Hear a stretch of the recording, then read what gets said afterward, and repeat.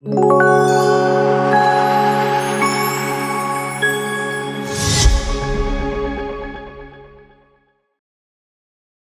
right. Thanks, Caroline, and thank you all for joining us today. It's a great honor for me to moderate that session. My good friend and EndoFound veteran Diana Falzone was supposed to do that, but she is not feeling well, so I'm trying my best to fill in for her. It's a great honor for that reason. So today we will talk about advocacy efforts, advocacy to policy, and how we can instill real changes to make a difference in endometriosis care and research. So as you all know, endometriosis is a debilitating condition. It's very common. The simplest I can put it is a public health crisis right now. And despite that, there is unfortunately minimal recognition from like state and federal government level. And at the Endometriosis Foundation of America, that has been a priority more than a decade ago. In 2013, the co-founder of the foundation, Padma Lakshmi, traveled to the New York State Capitol in Albany to educate legislators about endometriosis and its impact on millions of women and families. And so those conversations helped seed funding for what's now called Empower Project, and the organizer and the coordinator for that initiative, Caroline will tell you more about that later, I was told. And then in 2018, our co-founder, the one and only Dr. Tamer Seçkin, met with the New York State Commissioners of Health and Education to highlight the need for greater menstrual health awareness. And the following year, New York passed one of the first laws addressing endometriosis education, requiring menstrual health resources to be made available through the Department of Health. So those early initiatives, thank you. Thanks, Dr. Seçkin. And through those initiatives, it became apparent that, when public and foundations like EndoFound come together, they can instill policy changes that are well overdue. And so, the foundation also has been in, good synergy with other states, such as Connecticut, and we today have Representative Jillian Gilchrist, who launched the Connecticut Endometriosis Working Group, bringing policymakers, researchers, and advocates to better understand the needs of people living with this disease. And EndoFound was proud to serve as an inaugural member for that effort, and these interactions have been continuing. We were in Connecticut a few months ago, and we are looking very much forward to expand these interactions. And the foundation also collaborated with Mariah Engelberg and her team at A Better Balance. She's one of the panelists. This is a national legal advocacy organization working to ensure individuals can care for themselves and families without sacrificing paycheck.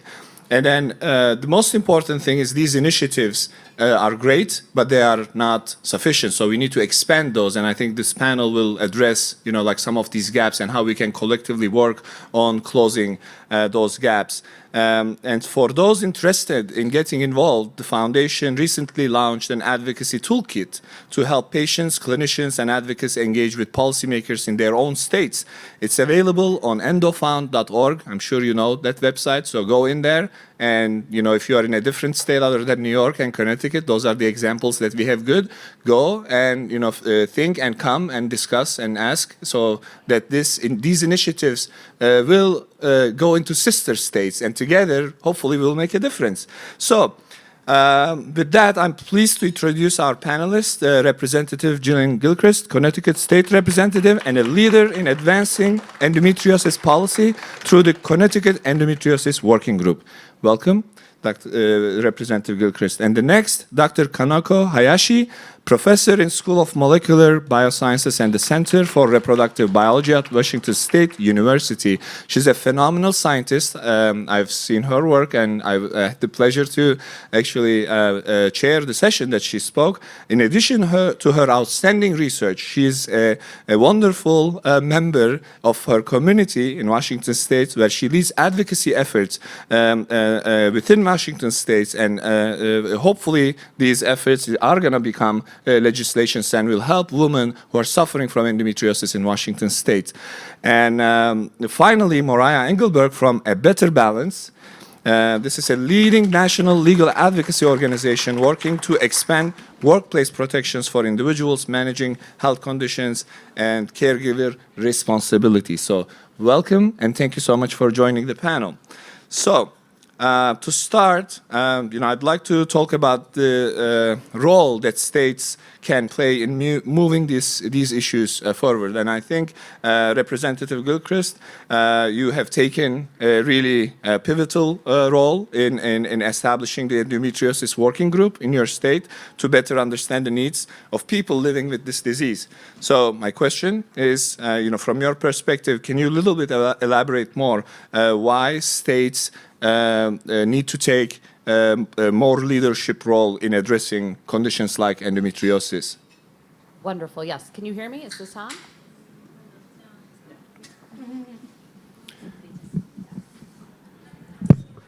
Test. Now? Yes. Yes, perfect. All right. Good afternoon, everyone. So to give a little background and context, I have felt for quite a while, since my first job out of college was as a child advocate at a sexual assault crisis center, and I learned right away I was not cut out for direct service. Very appreciative of those who are. I was more drawn to systemic change and questioning poverty and policies, and so I went and got my master's in social work with a focus in policy practice, and then in Connecticut, I believe you can use public policy to push for social change. And so I worked at a number of nonprofits, lobbying the legislature.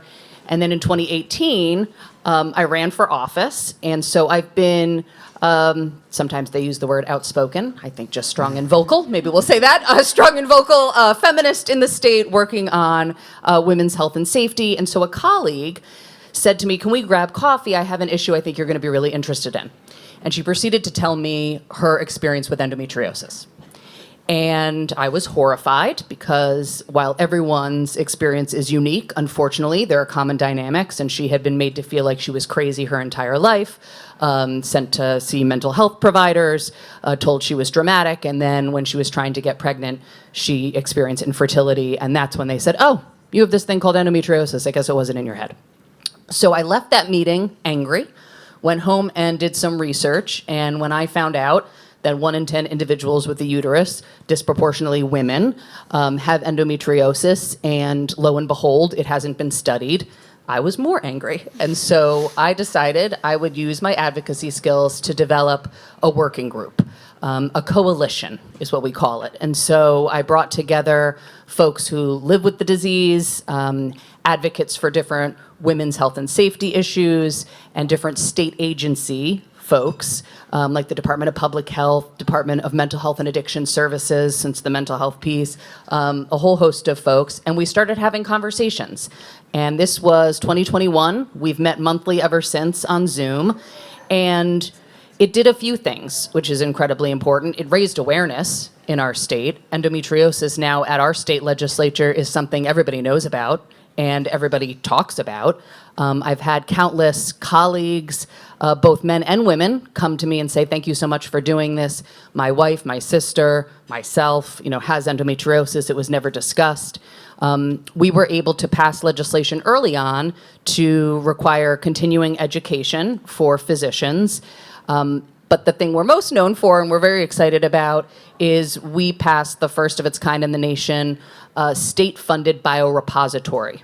And so UConn Health, which is University of Connecticut, is our flagship university in our state, partnered with Jackson Laboratory, and they now collect tissue samples from folks who have endometriosis. They have a contract between the two of them, but they are now creating MOUs with all of the various hospitals across our state so that we can have a diversity of tissue samples. And just last week, because it's Endometriosis Awareness Month, we announced that they've collected over 5,000 samples and are beginning to distribute to companies who are going to be studying diagnostic and treatment. And Jackson Laboratory will be doing that too. Thank you. And so it is important because, as you will hear from others, not only have we raised awareness in our state and taken the lead on research and education when the federal government is not. If the federal government is not going to invest in women's research, we could do that at the state level until they come along. But also, I've had a number of states reach out to understand how can they do a similar thing in their state. And as an advocate and a champion for women, I get on the phone every time. If there are people in the room who want to know, we want to partner, because I think the more of us who are doing this at a state level, we can push for that change in our individual states, but then that pushes for change at a federal level. Thank you. Thank you so much. So the second question I have for Dr. Hayashi, and as I mentioned to you all, she's a wonderful scientist. She knows the cells and the molecules that drive this debilitating disease. But in addition to her role as a scientist, she also took a more important role, I think, as an advocate, move the community towards making policy changes similar to what it was happening at Connecticut. So can you tell us a little bit about your vision, how that process started? How did you go from bench to public and politics in a little bit? If you give us a little bit about this background story, that would be great.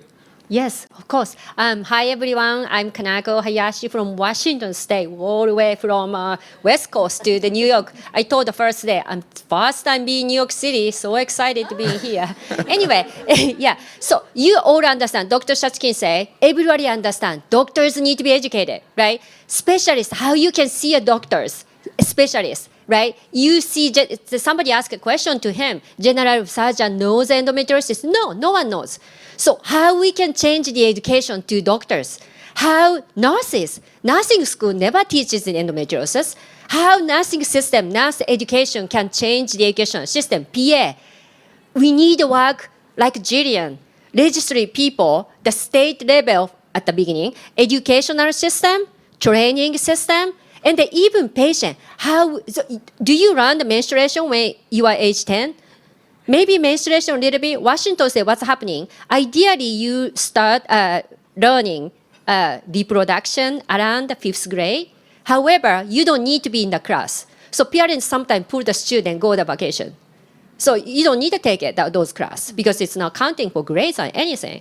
So we need to have menstruation, endometriosis, maybe additional to there, how the women's body is changing. Maybe you need including the whole intercourse, all other things need to be changed. You need to learn earlier age, right? So that we can understand endometriosis. We need to be educated. By the way, I'm also the patient. We need to be educated. And also we need to work at that.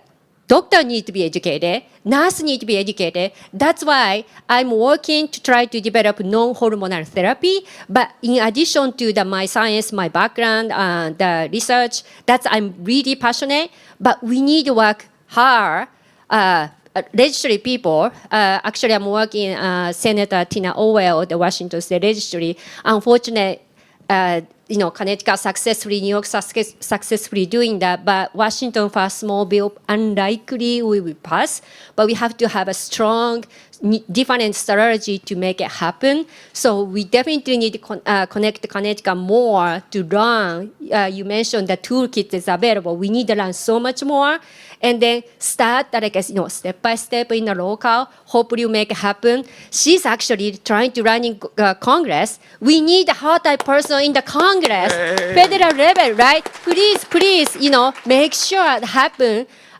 She will be the one of the representative in the U.S. So that will change it. That's very important. So that's why I'm very passionate to be, continue working this working group in endometriosis, Washington State. Thank you, Dr. Hayashi. And yeah, support the best representative that will be ever elected in the U.S. Congress. Yes, let's do it. So we will transition now to Mariah Engelberg. You are, doing a very important job in your organization, A Better Balance, because this is a little bit the untold story, right? So we talk about, how we need to do the policy, how we need to do the research, how, patients need to see the doctor, but there is a day-to-day life for many of these patients. And the medical leave policies, unfortunately, are not in place to provide the support so that these patients live their day-to-day life and support their families. Can you tell us a little bit more how your organization trying to make a difference in that scope? Yeah, thank you so much. My name is Mariah Engelberg, and I work at a national nonprofit organization, and we're dedicated to making sure that people have the ability to care for themselves and their loved ones without risking their paycheck. We've done a lot of work, and everybody here has done a lot of work to make sure that people are able to learn what endometriosis is. Research has come a long way. There's still a lot to do. But on the flip side of that, what happens when you yourself need to take medical leave? That might be something that happens for a lot of people in this room, for a lot of loved ones. I'm going to say something that I found to be very shocking, which is that in New York State, workers do not actually have a workable paid medical leave program. Unfortunately, if you need to take medical leave, you are only entitled to a maximum of $170 a week. $170 in 2026.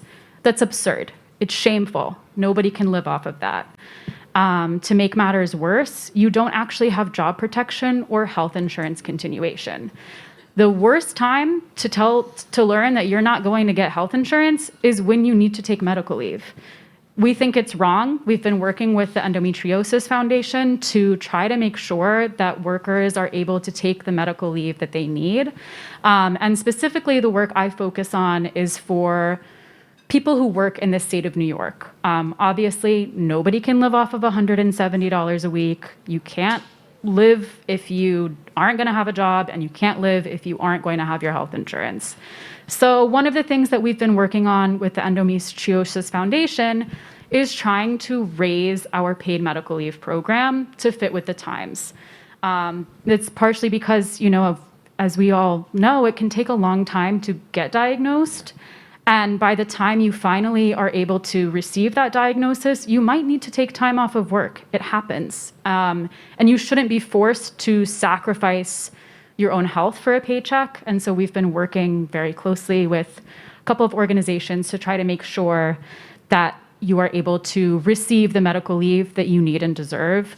And we work across the country as well, but I specifically work in New York State, just to make sure that people can take that time that they need.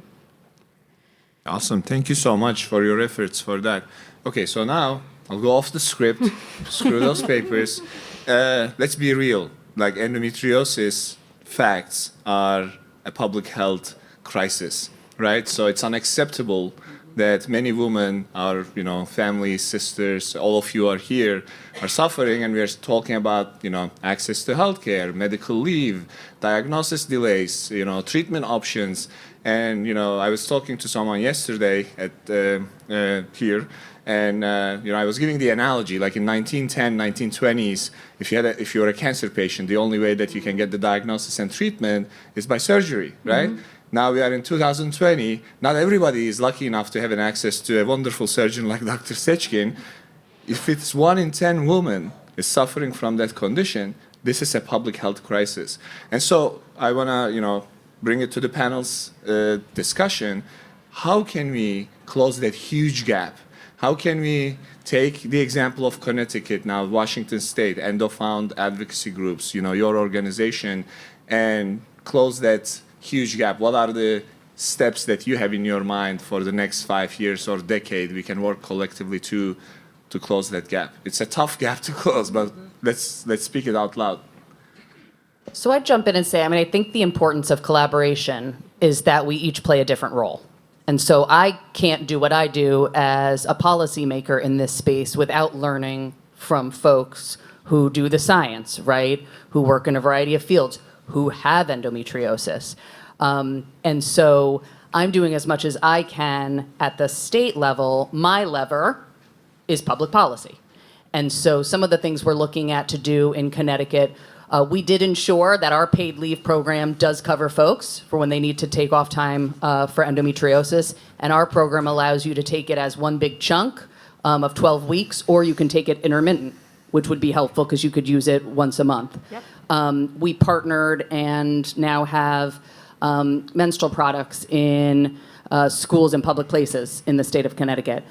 The one that is in my craw that we keep pushing is to expand fertility coverage in the state of Connecticut to ensure that if someone has a condition like endometriosis, they'd be able to undergo fertility treatment if they so desire.